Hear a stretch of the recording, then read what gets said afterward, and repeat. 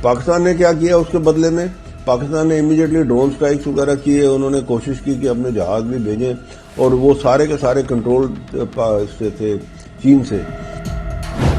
Trump के बयान के बाद अब चीन ने भारत पाकिस्तान सीज फायर को लेकर जो दावा किया है वो सिर्फ एक कूटनीतिक टिप्पणी नहीं, बल्कि अंतर्राष्ट्रीय राजनीति के उस अंधेरे हिस्से की तरफ इशारा करता है जहां बयान हथियार बन जाते हैं और सच दबाव में आ जाता है।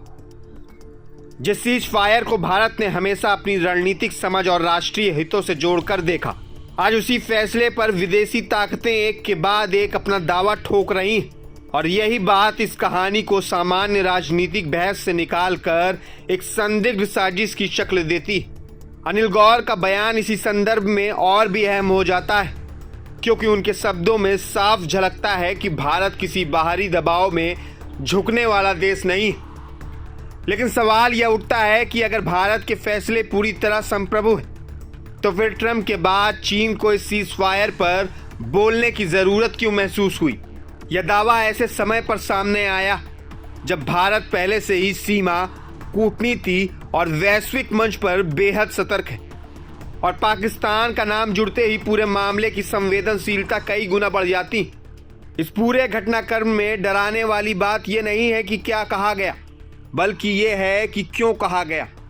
क्योंकि अंतर्राष्ट्रीय राजनीति में जब बड़े देश किसी दूसरे देश के फैसलों को अपने नाम से जोड़ने लगते हैं, तो वो महज बयान नहीं रह जाते, वो संकेत बन जाते हैं। संकेत किसी दबाव के, किसी संदेश के, और शायद किसी आने वाले बड़े खेल के। देखिए हमारी यह खास रिपोर्ट। देखिए, मेरे को लगता है कि एक चीज समझ नहीं आती कि ये चाहे यूएसए है चाहे चाइना है, ये इस बैंड वैगन में क्यों जंप करना चाहते हैं कि जी हमने जंग रुकाई, हमने ऑपरेशन सिंदूर जो है वो खत्म करवाया, हमने सीज फायर करवाया। हालांकि जो असलियत ये है कि हिंदुस्तान ने जब ये शुरू किया था 7-8 मई को, और उन्होंने बड़ा क्लियर कहा था, पाकिस्तान को भी वार्निंग दे दी थी कि देखिए हम जो एक्शन कर ले रहे हैं ये टेररिस्ट हाइडआउट्स के ऊपर है, हम तुम्हारे कोई आर्मी स्ट्रक्चर्स हैं या गवर्नमेंट के एसेट्स हैं उसके ऊपर हम कुछ नहीं कर रहे। तो इसलिए अगर आप इसको एस्केलेट करना चाहोगे तो फिर हम आगे की कार्रवाई करेंगे। ये बड़ा क्लियरली इन्फॉर्म दे दी थी उन्होंने जब इन्होंने ये स्ट्राइक की 7-8 मई की रात को। अब पाकिस्तान ने क्या किया उसके बदले में?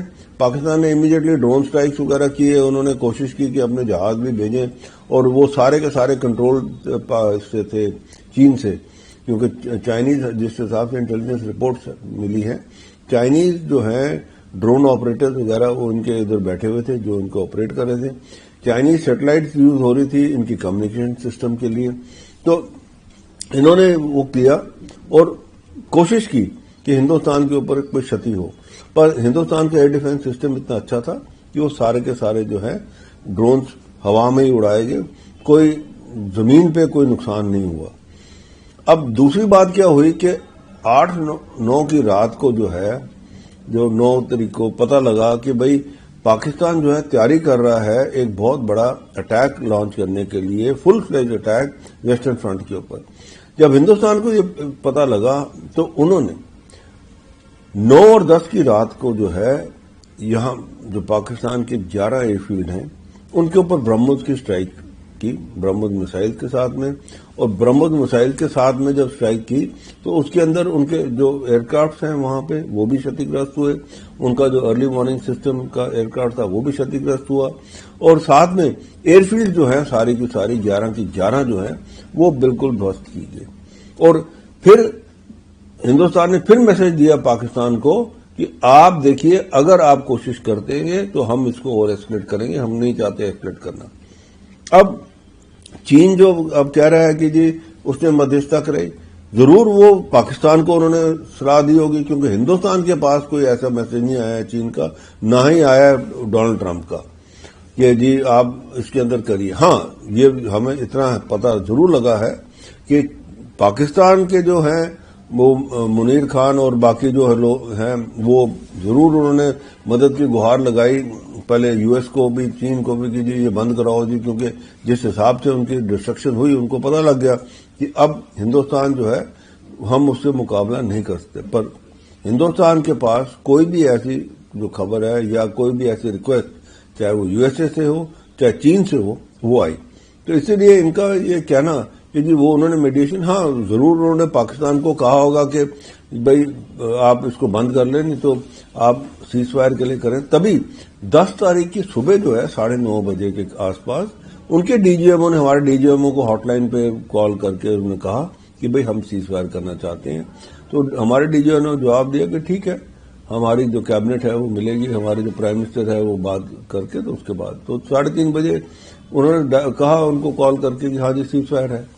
तो यहाँ पे अब चीन का ये कहना कि जी उन्होंने कराई, तो अब वो मेरे को लगता है ज्यादा अपने डोमेस्टिक लोगों के लिए ही अब अपनी शाबाशी लेना चाहते हैं, तो ले लें। हिंदुस्तान के पास कोई ऐसी इतला कोई नहीं।